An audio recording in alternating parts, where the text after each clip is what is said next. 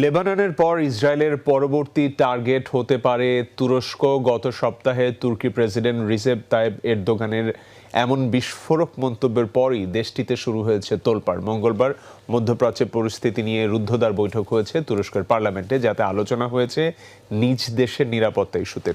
অবশ্য বিরোধী দলীয়দের অভিযোগ, অর্থনৈতিক দুরবস্থা থেকে মানুষের নজর সরাতেই কোনো প্রমাণ ছাড়া এই মন্তব্য করেছেন এরদোয়ান।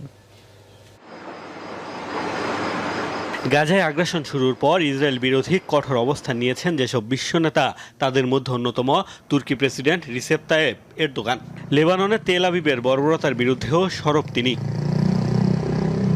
চলতি মাসের শুরুতে পার্লামেন্টে লেবাননে ইসরায়েলের স্থল অভিযানের সমালোচনা করতে গিয়ে বিস্ফোরক মন্তব্য করে বসেন এরদোগান। তুর্কি এই প্রেসিডেন্টের দাবি, লেবাননের পর তুরস্কে হামলার পরিকল্পনা করছে ইসরায়েল। কথিত প্রতিশ্রুত ভূমি দখলের লক্ষ্যে